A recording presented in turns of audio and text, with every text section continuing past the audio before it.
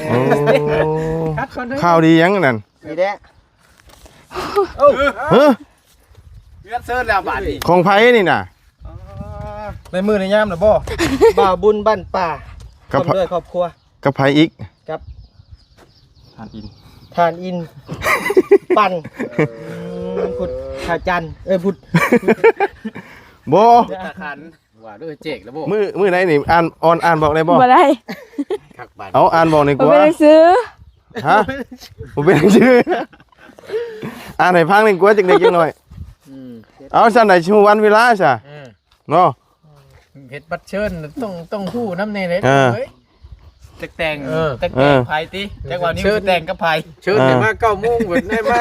แต่เช้า11:00 นช่วง บ่สิ เรื่องที่อ่าน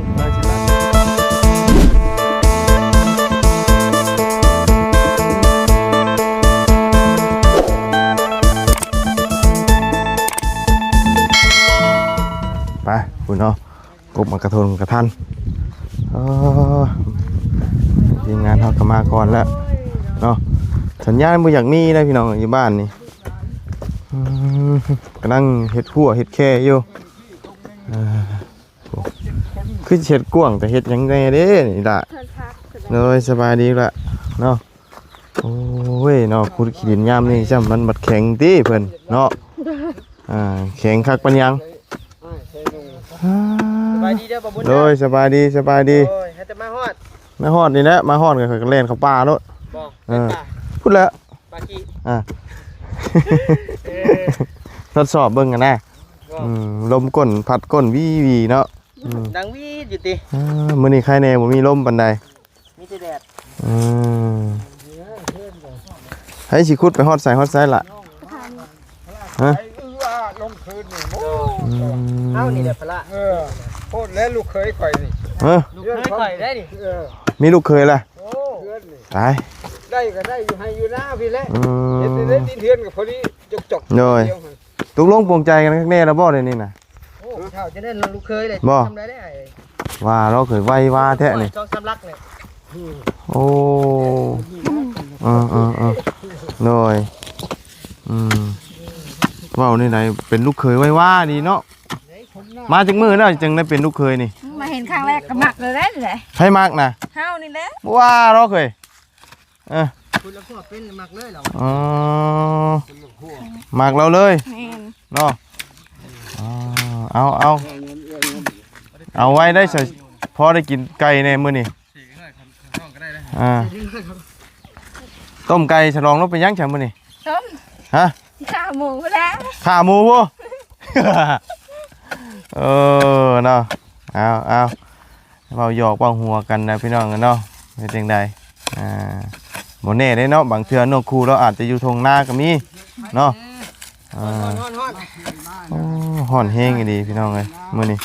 บ่มีลมมื้อนี้เนาะ โดยมีแต่ครบเลยมื้อนี้รักษาครบเลย ให้สิขุดไปแนวทางไหนนี่น่ะ ถึงว่าน้องเพิ่นสิสวนพักน้องไปนี่ว่าซั่น ชวนพักดิ โดยมากับท่านป้องบ่เจ้า โดยมาสองคนแล้ว โดยท่านป้องเอ้ย นี่ได้มาเบิ่ง เห็นอยู่ในกล้องนี่กว่า ตอนเว้นพี่น้องเอ้ยเนาะแต่ว่ามื้อนี้แดดพี่น้องเอ้ย โดย เนาะเฮ้ยจะคนจนรถจักรมาน่ะ 2คัน เบายังน่ะ บ่ไล่เบาใช่มีแต่ไล่กับใช่ บ่ไล่เนาะเพิ่นมาที่เช้าเนาะบ่ไล่นี่ โดย โอ้มาแฮงเด้บ่ไล่เดี๋ยวนี้น่ะยิงได้เลยดิ โอ้ยิงพร้อมได้เห็นกับปากน้ำเดี๋ยวนี้ บ่ย่างมาใกล้ซัก บ่สาพรได้นี่น่ะ สะพอนบ่แม็ก แนวนั้นมัน เจ้าดังได้ยิงบ่แนวนั้นมันเป็น เฮ็ดได้ซั่นเนาะ มรสุม นี่คู่เลยหาอันรักหัวรักแค่มาเลยทั้งพอเรากันเนาะ ได้จะคุมเลยเฮ้ย คุณซอยแม่เนาะ มาจะมา เบิ่งอีหลานี่ไม่ให้แน่เนาะมาสิจับให้ เอาส ให้ผู้บ่าวผู้สาวเพิ่นขุดก่อนพี่น้องเอ้ยเนาะบ่ได้แล้วไปเอิ้นผู้บ่าวผู้สาวซื่อบ่ขุดให้เนาะ เลย แบบนี้บ่ได้เนาะล่ะ แม่น เป็นผัวขี้ข้านแบบนี้เนาะ เส้น น้ำให้ได้ไหม น้ำบ่เอาน้ำหมดได้ซะ เอา เอาหยวมอันน้ำก๊อกเลยล่ะหยวมเอาในน้ำก๊อกนั่น ขึ้นว่าก็ได้ ให้กินโนดบ่เป็นหยังดอกเด้อ วานมัดดิ เอาสิเป็นหยังเอายกมาเบิดกระซ้ำรถไฟ บ่เอาน้ำล้างมือก็ได้ล่ะมาให้เพิ่นกินเบิ่งโลดกินโลดเอาพิสูจน์หักแท้เด้ แม่นเข้าใจ ฉันบ่ได้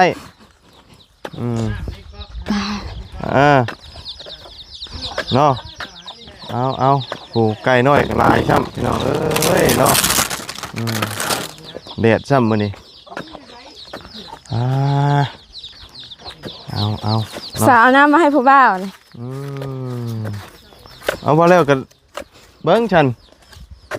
อยู่ว่าได้แจกบัตรเชิญได้นี่ห้อย เอาน้ำเนี่ยมาให้เลย บัตรเชิญสีชม ใส่ พู กูบอกแกให้ อ้าวลืมแกะให้หวานบ่ หวาน เอาเนาะมามื้อนี้มาพ่อเพิ่นอันเป็นผู้บ่าวผู้สาวจีบกันแหละพี่น้องเอ้ยเนาะสงสัยจะได้กินลาบหมูมื้อนี้แหละสงอิ่ม เล เลย ย ถามเอาดูว่าบ่หมู โอ้อิ่มมันว่าปิ้งหมูมาแล้วมื้อเช้านี่แต่จังน้อยพุ่นแหละมันสิย่อยเนาะฮ้อนซ้ำมื้อนี้โอ้บรรยากาศก็ได้อยู่เนาะอันนี้แหละพี่น้องเลยเนาะเห็ดหัวเห็ดแข่แล้วมีน้ำมีในเลยปกติบ่ได้ปลูกบ่ มันมีน้ำเนาะน้องอันนั้นน่ะมันบกแต่หึงนะบ่นั่นน่ะ เลย ปกติเต็มบ่ แม่น แต่ว่า มันหัว มันหัว มันอยู่มันหัว หัวไว้เนาะมันน้ำมันนั่น เลย เอาพี่น้องฮ้อน แข็งเนาะเบิ่งนี่เนาะ แข็งบ่ โดยทำเพื่อเธอเลยนะ หักไม้เด้ มาเนาะทางนั้นก็ไปเอาลักหัวมาแล้วพี่น้องเลยโอ้มาอยู่ใกล้ๆกันแน่เนาะลักหัวกับสิมาตรฐานอยู่บ่นี่ มาจะทานผู้บ่าว เนาะฮ้อนอบอ้าวซ้ำฮ้อนมื้อนี้เฮ็ดลักหัวลักแค่เนาะโมเมนต์อันไก่ตำบินยี่กะฮักไปจักลักหัวเลย บ่ฮักมันแข็งอยู่มาจะทานอยู่ โดยเอาพุดอันน่ะให้มันนั่นก่อนจังเข้าผักคมเนาะบ่ไหวแล้วฮอนแดดได้นี่มันบ่มีลมได้มื้อนี้น่ะ ก่อนคุมนี้ เดี๋ยวเขา ได้ ฮะ ข่าวดีอย่างมาแจ้ง ข่าวดีเรื่องหยังนั่น โดย เอากันว่านั่นก็พุ่นน่ะเข้าไปอยู่ห่มอยู่ห้อยพุ่นน่ะจ้ะเนาะหยังเด้พี่น้องเอ้ยข่าวดีเรื่องใดอันนี้ให้ฟังนำกันหลายๆคนนะจ้ะมันจะได้เป็นสักขีพยานเนาะเฮ้ยพี่น้องเพิ่นมีข่าวดีนะบ่บุญมา2มื้อนี้กันมาบอกว่ามีข่าวดี แจ้งข่าวดีนี่นะ มาฟังกันนี่นะเฮ้ยมันคือมืดแต่มาทางนี้มั้งนี่โดยมาฟังข่าวดีเหมือนกันนี่ แล้วก็กินเต้น ว่าหรอกข่าวดียังนั่น นี่แหละ เฮ้ย เลือดเซิร์แล้วบาดนี้ ของไผนี่น่ะ ในมือในย่ามนะบ่ บ่าวบุญบ้านป่าพร้อมด้วยครอบครัว กับไผอีก กับ ทานอิน ทานอิน ปั่นพุดขาจันพุด บ่ ตะขันว่าด้วยเจกแล้วบ่ เมา เว้าล่ะ มีแต่ผู้นี้ฮะของอ้ายเพิ่นอันนี้ก็ของอ้ายเพิ่น ป้า จะเลยไหมข่าวดี เป็นของไผ เอาแล้ว งานแต่งแต่ง เอาเจ้าตกลงกันแจกบัตรเชิญตอนไหนนี่น่ะคือไว้ว่าแท้นี่ 2คนแซ่น่ะ ยังบัตรเชิญยัง ยังบ่แล้วเราเอาก็ได้เด้อเราเอา เราบ่ เราเอา ถ้าเราเอาน่ะมัน อะไรแต่เฮาได้ตัว เงิน50,000เอามาไปกินน้ำบ่ไว้ อ้าวกระยาเด้น้ำใจเฮา ใส่ซองนี่ โอ้กะ ใส่ซองเอาเห็นลายชื่อหมู่อยู่เด้ ยังบ่ได้ลืมได้อัน50,000มันบ่จุบค่านั่นน่ะ5-400,000 500,000พุ่นอ้าวอันนั้นบ่ไปเนาะบ่พอค่านั่นซ้ํติ เราซึกเลยเด้ ชึกแล้วบ่ ซึกเลยเด้ หลังน่ะชึกได้บ่ แม่นบ่ เราใส่ทองมอบให้นะ อ่านบ่มีมืออยู่ อ้ายบ่มีมือ มาใส่ โอ้ยเนาะ ว่าเลิกงานแต่งแล้ว แม่นดีบ่นี่ แม่น ตาย มือไหนนี่อ่านบอกได้บ่ บ่ได้ คักบาด เอาอ่านบอกในอย บ่ ก ไป ว่า ซื้อ ฮะบ่เป็นชื่ออ่านให้ฟังหนึ่งกว่าจังได๋จังหน่อย เอาซั่นได้ชื่อวันเวลาซะเนาะ เฮ็ดบัตรเชิญต้องฮู้นำแน่เลยเฮ้ยจักแต่งไผติจักว่านี้แต่งกับไผเชิญได้มา 9:00 นเบิดได้มาแต่เช้า11:00 นช่วง บ่สิ สิอ่าน สิตัดงานแต่งอยู่ไสนี่น่ะ ก็ได้ เอาหาในบ่พัดใช่ มาเฮียงกันนี่กี้มาเฮียงกันกว่าเจ้าบ่าวเจ้าสาวก็ได้ เลี้ยงกันนี่ เด้อ โอเคเพิ่นรับเชิญนี่ออกก่อนโอเคเพิ่นรับเชิญนี่ออกก่อน เอาคือส่งคืนบ่มางานแต่งครับบ่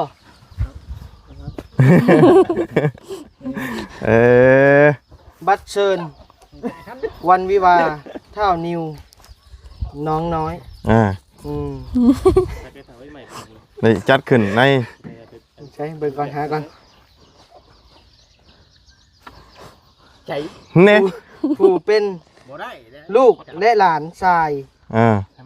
ผู้เป็นลูกและหลานสาวพิธีสู่ขวัญจัดขึ้นที่เฮือนเจ้าสาวบ้าน เอ้ามันยังลูกเขามาใหม่ บ้านน้า โอ้ยเนาะ ใส่เจ้าบ่าวกับผู้โหดบ้านนี่ เนาะ โอ้ยเอาเนาะ เฉลย เสนอก็ได้พี่น้องไงเนาะพอดีอันน่ะซองอันน่ะเพิ่นเอามาให้บ่ยาวเนาะกับบ่บุญพี่น้องไงก็เลยเฮ็ดหยอกๆเพิ่นชื่อหรอกเนาะอันน่ะ เด่นแต่งอีหลีเด้อ ยังอยู่ยัง เห็นเพิ่นว่าอันผู้บ่าวผู้สาวกันหั่นน่ะแม่นอีกก็เลยเฮ็ดหยอกเพิ่นพี่น้องไงเนาะพอได้หัวม่วนน้ำกันเนาะบ่แน่เด้เนาะบางเทื่ออาจจะได้กินบัดเชิญนี่ก็มีแน่เนาะมันชีวิตคนเฮามันบ่แน่บ่นอนขนาดอยู่ป่าอยู่ภูอยู่เขาก็ยัง ใส่จีไปใส่ก่อน ไปหากันได้พี่น้องเอ้ยบ่มีสัญญาณก็ยังไปบุกขึ้นได้มันคือมืดแท้มื้อนี้ มืดแล้วไปมืดไป เป็นน้ำกล้องจะได้ แม่นบ่ เอาเลยในของเราน่ะพวก ของแท้นี่ของเราเนาะ ไปมืดก่อน โอ้ เอาโอเคเนาะสำหรับคลิปนี้ก็มี ให้บ่นิ้วเราอันนั้นก่อนซะเนาะเก็บเชิญก่อนไปซะเนาะเว้าหยอกเว้าหัวกันพี่น้องเนาะทั้งนี้เพิ่นก็กำลังเฮ็ดหัวเฮ็ดแค่เนาะ เลย มื้อนี้อากาศมันสิอันนี้บ่ค่อยเย็นปานใดมื้อนี้เนาะปกติเอาผักเอาหญ้าใช้สะอันเฮ็ดอยู่เฮ็ดกินปลูกอยู่พุ่นบ่อยู่หนอง แม่น มันแล้วน้ำกินได้จ้ะน้ำกินขุดน้ำสร้างอ่ะบ่หรือว่าจังได๋ น้ำหนอง น้ำหนองใช่ เล นะ ย น้ำหนองแบบหนองสระเลย แม่น เอ้าคนบ่ได้อาบบ่ บ่ มันบกอยู่บ่ยาม บกเดือน4เดือน5บกแล้ว เดี๋ยวหลังจากมันบกเฮาไปเอาใช่มากิน วานก็เจ้ามาแก้ให้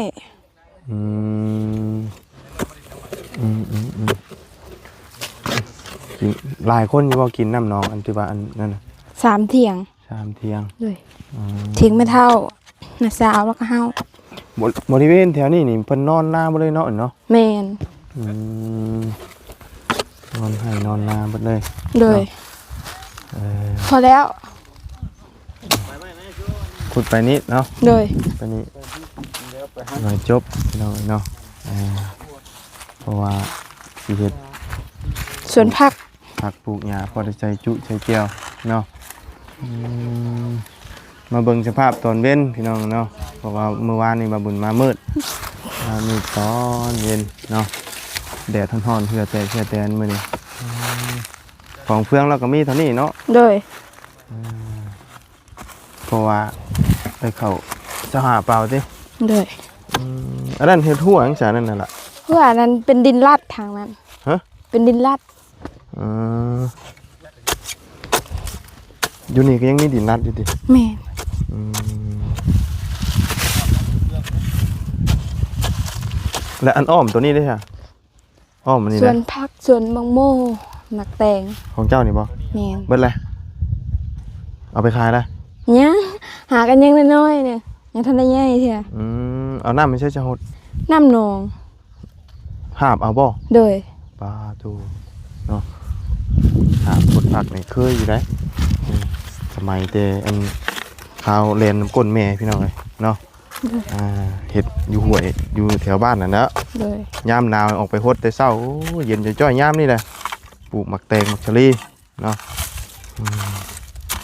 แต่ว่าเดี๋ยวนี้เป็นไส้จักดูดเอาแล้วเดี๋ยวนี้หดซุมือเปล่า บามือฮด มามือหด โดย เพราะว่ามันหาบเอาเนาะ โดย หาบเอานี่มันคือจักดูดเอานะพี่น้องเลย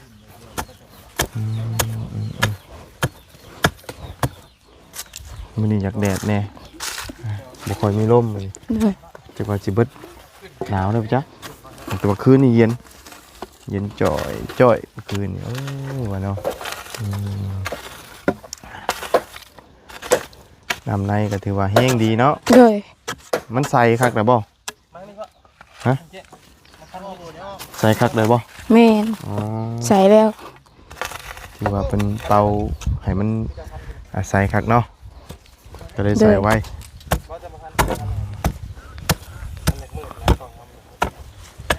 ดินนี่ปลูกพักนี่จักจิงามหรือบ่ดินนี่ บ่มันเป็นดินแน่น เนาะ ๆแม่น แต่ว่ามีฝุ่นมีหยังใส่ก็ได้อยู่มีอยู่บ่กี่ฝุ่น บ่มี ฮะ บ่มี มีซ้ำ โดย มีฝุ่นมีหอยใส่ก็โอ้งามอยู่เนาะ โดย แต่หน้านี่คือเราว่าแล้วมันบ่งามดีได้เนาะ โดย มันเป็นหน้านูน เป็นแนวโน้นแบบเวลาฝนตกมามันก็สิได้ตามแคบมันนี่แหละ บ่ โดย มันสูงเนาะ โดย ต้องฝนตกลิ้นดีๆนะจึงมีน้ำเนาะ โดย ถ้ามาฝนตกแบบธรรมดานี่ถือว่าบ่มีน้ำเนาะ แม่น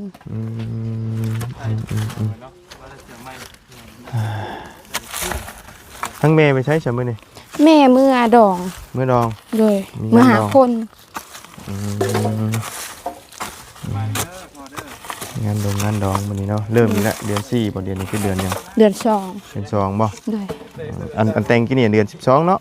แม่ เดือน2อีกจังหน่อยก็เดือน4 โดย แป๊บเดียวได้เรื่องงานงานแต่งนี่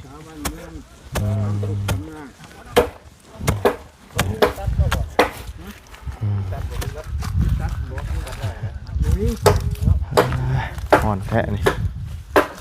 เดี๋ยวอะไรใครย่อยมือนี่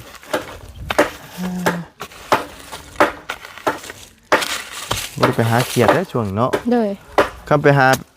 พุ่นบ่ พูดเลาะลงห้วยพุ่น มิแต่ไปหาเต็มอันแถวซ้ายห้วยอย่างเดียวบ่ แม่น แต่ตรงไฮตรงหน้านี่ยากนะเนาะมันตรงลงห้วยนะมาเห็นปัญหาคุดเขียดอยู่ได้คุดขายเดี๋ยวนี้เพิ่นนิยมคุดกบคุดเขียดขายอยู่หิมทางเนาะอยู่บ้านนาแพกอยู่หมองกันโด่งปลาเฮ็ดอันเนี้ยมีทุกอย่างเห็นมีก้อนหมูอหย่างบ่มีอยู่หั่นก็มีเนาะ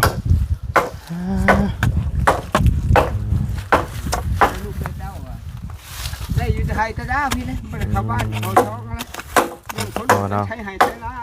ใช้น้ำเป็นบุบิน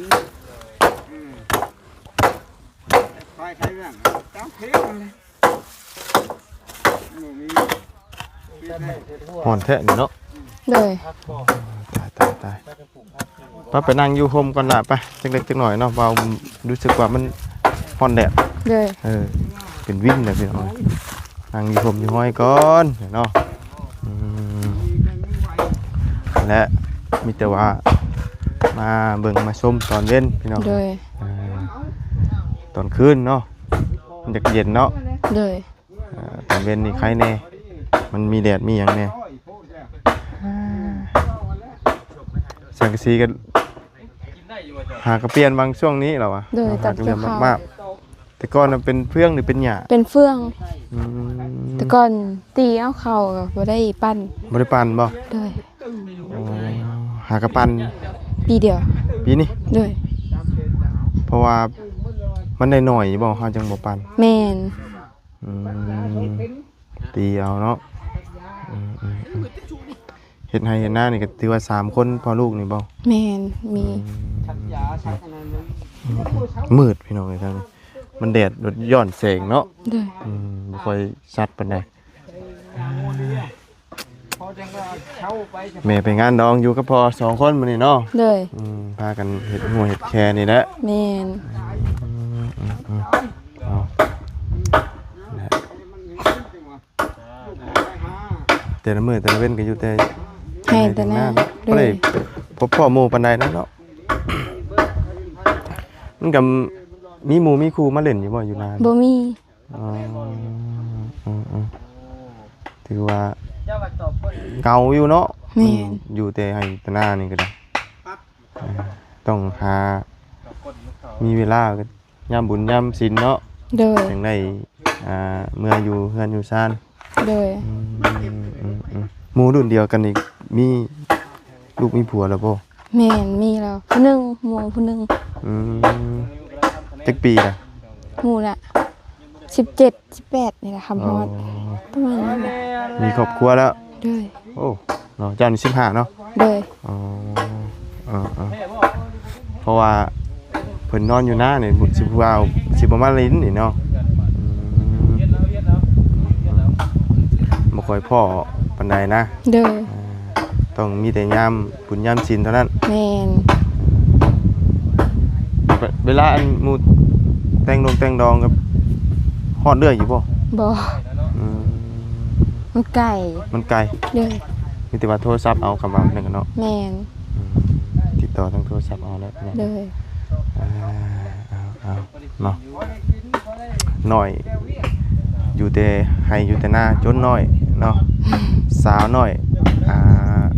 นอนหนาวให้เราเลยเนาะสาวน้อยนอนหนาวเพราะว่านอนอยู่แต่หน้าจนใหญ่อะนะซื้อน้อยอีกเนาะเกิดอยู่หน้าเนาะบ่ได้เมื่อยเกิดเมื่อซานหมู่เลย โดย คิดอยู่บ่ว่าจากเมื่อยอยู่บ้านอยู่ช่อง คิดจักเมื่อละลิ้นน้ำโมกน้ำพูน่ะ แต่ตอนนั้นเจ้าของเฮียนแล้วจะอยู่ใช้ซะ เที่ยวเมื่อ เที่ยวเอานี่แหละ โดย แต่ละมื้ออะนะ แม่น เที่ยวกลับไปกลับมา แม่น ผู้เดียวนี่ล่ะ แม่น เศร้าแรง แม่น ตายแบบนี้พี่น้องเนาะไก่เติบจ้ำเอาซะเนาะกลับมาหาอีกครั้งหนึงพี่น้องเอ้ยหลังจากที่ว่าได้น้ำได้ในแล้วก็ โด สิ ย ปลูกผักปลูกหญ้าผักบัวผักหอมแล้วเนาะ โดย เขาได้ใส่ต้มใส่แกงกระปูแกงกบแกงเขียดเนาะมีอยู่บ่กบเขียดมื้อนี้ มี หาแต่ว่านี่โฮมไม่ขายบ่ดีว่าจังได๋ แม่นเอาไปขายแม่เอาขายแล้ว มื้อนี้นะ โดย เอาเราไปอันนั้นน่ะเอาออกไปขายเลย โดย เอาไปดองที่เฮาสิขายบางเทื่อมันบ่ได้ขายง่ายได้ซะ กะถือมาคือเก่า เพื่ออันนี้เนาะ โด เพื่อย สิได้ขายมันหลายคนนี่ขายยากคือกันได้ของพวกนี้นะ แม่น จักเพิ่นสิซื้อของไผ โดย มีกบมีเขียดมีไข่มดงมดแดงเนาะ โดย ไปเดี๋ยวบ่บุญไปหาหมักชมหมักเกี้ยงมาให้เพิ่นกินแก้เมื่อยก่อนพี่น้องเอ้ยเนาะขุดอันนี้กำลังได้4-5ต้นเนาะแต่ว่ารักแล้วก็บ่ค่อยแข็งแรงปานใด บ่มีไม้ อันไม้แถวนี้ได้จะไม้ ไม้พะเฒ่า ปะเท้าเนาะ โดย มันก็แถวนี้นะอันต้นวิกนี่ของไผ ของรัด แม่นบ่เลย รัดแม่น ฮอดใส่ พูนลงพูนทางพี่พูด กว้างอะดิ แม่น แต่ว่าปลูกนี่คนลาวเฮานี่บ่ปลูกไม่บิหรือว่า แม่นเขาลาวกับเจ้าจ้างเลย เพิ่นหากระตัดปีนี่บ่ โดย อันนี้ต่อมันอันปงนี่เนาะ แม่นทั้งต่อทั้งกระเจ้าปูปนกัน ซ้อนอีกเนาะ แม่น อืมไปถามมาบุญยินดีเด้อสันเด้อ เลย เดี๋ยวไปหาชมก่อนพี่น้องเลยมักกะทันกันล้นเมื่อไหร่นี่สุกอยู่เนาะเอาผูกทั้งพอแล้วกันได้สบายดีเด้อ จ้า โอ้ยเนาะพันพื้นเปาะๆอยู่ พันหัวนี่แหละ บนพื้นเนาะเอ้ยเนาะคิดว่าพื้นเนี้ยมันอันว่าดอกปานนี่ สิไปเอาน้ำมันก็บ่ได้ บ่ได้บ่ มันบ่ได้มันผิดแล้วเดี๋ยวนี้มันไหม้แหละ ผิด เป็นเฮาบ่ห้องบ่ขอเอา เก็บไปมาวิกใหม่อีกแล้วใหม่ โดยเนี่ยนี่ไม่มากระทงกระทินเนี่ยปั๊มบักเมาเลยนี่กุ๊กกิ๊กนี่ผ้าไอ้แอดใช้รถนี่เสียดายบ่ มันบ่มีพื้นชุ่มบ่มีพื้นชุ่มนั่นหมดเลยบาด นับมือเบิดแล้วใหม่เนาะ อ่า มาพี่ล่ะบ่แดดบ่โอ้ยกระบาดเลยเราเลยเอาบักชม จะได้ กินหวานเนาะ เอามาเกี่ยวเรียนแทนเราอันนี้แค่ผสมอยู่ ฮะเอามาจ้ะละ บ่ได้ โอ้เพื่อว่า ที่เพิ่นเดียวเบิ่งแล้วว่าเพิ่นกินมื้อน่ะปากเพิ่นโปเด้ โอ้แม่นบ่ บ่ไล่ให้มื้อน่ะปากเพิ่นโป เอาเฮ้ย ก็บ่เป็นหยังก็พ่อแม่เราก็กินได้มาเด้อพี่น้อง หน่อยบ่ยันเราเป็นแนวอื่นพอแห้งแล้ว บ่ก็บ่กินเลย มันคันบ่มันเป็นนี่นะ แม่มันเป็นตุ่มแล้วมันก็คันมันก็เป็นแบบนี้เลย คือแต่เก่าแล้วมันเป็นบ่กินแต่เก่าก็เป็น เป็นแต่ว่า แต่ก็ยังกินอยู่อยากเลย จักได้บ่บุญกับบ่ฮู้เด้นี่นะเนาะให้พอเรากินก็ได้เนาะ เลย พอจะกินได้แล้ว เนาะลูก อันนั้นก็ไปหากบหาเขียดเพื่อแล้วจะหาพ่อ ไปหาทางหมดแดงทางอะไรไปขาย บ่กินบักชมเนาะเป็นหยังดอกเนาะซื้อมาฝากก่อน บ่ได้นั่งเผาเทียงนี่เลยบอกนี่ เอาเต็มแล้วเนาะพอก็ได้ เกลือชื่อ จักปีแล้วเจ้านั่นอายุจักปีล่ะ สิบ่แข็งแรงแล้ว มีโรคประจำตัว มีโรคประจำตัว เราเป็นโรคมะมง เอาเวลาแบบเราขึ้นนี่มันเป็นแนวใดฉันโรคของเรานี่ ต้องกินยาระงับไว้ ระงับนี่ยาซื้อลกไปซื้อ ต้องยาติดธงตลอดนะบ่ล่ะกะ ยาติดถุงชาวพันธุ์ บัดอันว่าเวลามัน ซื้อเขา เวลามันสิขึ้นนี่เราชวนหลายเราอยู่ใส่ บ่ฮู้ โอ้กันเคยแบบซักบึ้มบ่ แม่นสักวันนั้นแหละ เนี่ยนั่นแล้วกินยานี่ไข้ๆแน่ ยาระงั มั บ นอันตรายเลยโรคนี้นะเพราะว่าเวลาอาบน้ำอาบหยังเคยมีได้มันตายในน้ำ ลูกบ่ให้ไปสิไดลูกเมียบ่ให้ไปสิไดไปหาอยู่หากินลูกเมียบ่ให้ไปอยู่แต่เที่ยงนี่นะ โดย ไปขายกันขายมันเด็กขายไปชั้นกับนี้แต่กินน้ำลูกน้ำเต้าเองพอเป็นหา คือว่าแล้วมีโรคประจำตัวมันก็อันตราย เลย เพราะโรคนี้มันอันตรายอยู่ได้โรคตัวนี้นะมัน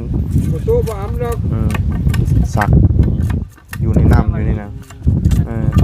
แม่นเนาะป้าชาเนาะมีแต่ว่าล่ำลาเด้อฉันเด้อเดี๋ยวพ่อกันไหมสบายดีเด้อน้องเด้อมาเอาไม้ไอ้ก่อนไปให้พ่อเจ้ากินเด้อยันเจ้ากินปากคันเนาะไปเบานิ้วไปก่อนพี่น้องเอ้ยพี่น้องเอ้ยมีแต่บ่บุญกสิล่ำลาไปเพียงสักนี้เด้อเนาะพบเจอกันใหม่ขอบคุณเพื่อนพี่น้องใน FC ที่เข้ามาติดตามนะครับส้มเนาะกำลังเฮ็ดหัวเฮ็ดแค่เตรียมปลูกผักปลูกหญ้ามากระทันกับหมาบุญเทิมก็เอาบ่ได้พี่น้องสูงโพดเนาะไปแล้วจังใดก็พบเจอกันใหม่สบายดีเด้อพี่น้องกันเบิดสุขสุคนฮ้อนมื้อนี้เนาะแดดพี่น้องไป